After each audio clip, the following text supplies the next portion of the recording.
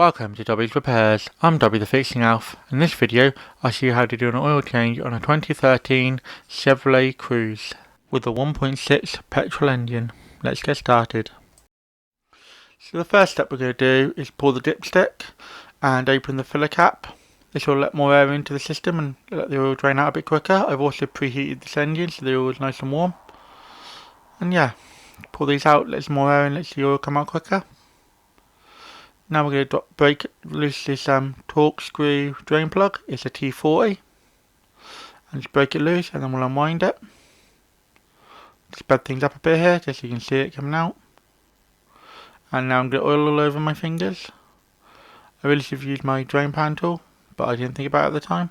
And it's quite hard to use on these round fasteners. And yeah, just let the oil drain out. Let's see it all draining out. It drains out fairly quickly, especially when it's warm like this. And just want to let it drain out to a drip before we remove the oil filter. Make sure you keep the drain pan in place when you are removing the oil filter, as a bit of oil will drip out when you do that. So yeah, just let it drip, run to a drip, and then we'll move on to the oil filter itself.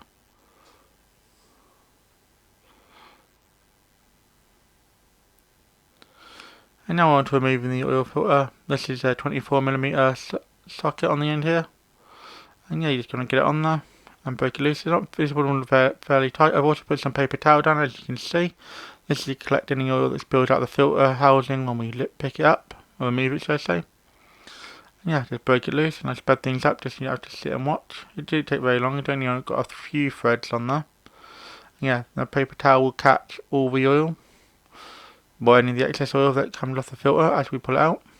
Just doing it very gently to make sure I get it. And you can see it drips onto the paper towel and not onto the exhaust manifold, which is just below it. And now we're going to change the O-ring and remove the oil filter. So we're going to pull the oil filter out. It can be fairly tough. This one came out relatively easy. Can give it a quick wipe out with some paper towel. And now we're going to remove the use a pick to remove the old O-ring. The new filter came with a new O-ring, so it's perfect time to replace it. Just pop this one off, and then we'll pop the other one on, which is a fairly simple process to do. You get the new one on. You can do it a couple of ways. I found this is the easiest way for me. Just sort of roll it down and just make sure it sits completely flush when you've done that. So you can't really see it on camera, but here you can see it better now. Just let it roll down and make sure it's all nice and flat and not twisted at all when you do that. And the easiest way to get it on for me. And now we'll move on to reinstalling it. So first thing we need to do is plug the new filter in. It hasn't got any connectors or anything, so just pop it in like that and it goes in nice and easily. Sorry about the camera angle here, I thought it would have been better, but it doesn't actually show the hole, but you can basically see me winding it in at the bottom of the shot here. And get the wrench and wrench it down. It's only 24 Newton meters, so it's not very tight for the torque specs. And yeah, it was in. We can move on to putting the drain plug back in. Now it's still dripping a bit, but that'll be fine. And we'll put back in our lovely drain plug. You may need to change the seal on yours. It's always worth having a look at the seal when you pull it off. This one was okay, so we're going to reuse it. And yeah, just tighten it down by hand. And then we'll get the T40 back again and tighten it down all the way. There we go, just tighten it down nice and tight.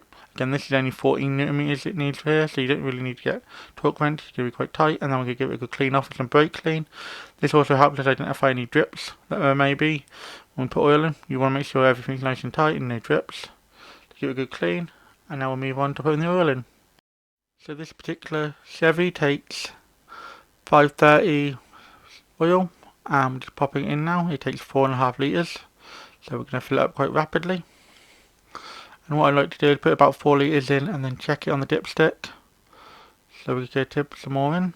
As you can see, it goes in nice and quickly, especially at this speed. It gets a nice little amount in. This is a 5 litre jug, so should be very much left over. Turn it down and clean the dipstick off and dip it down and check it. And that's pretty good. And here's just a bit of better angle of me checking the dipstick.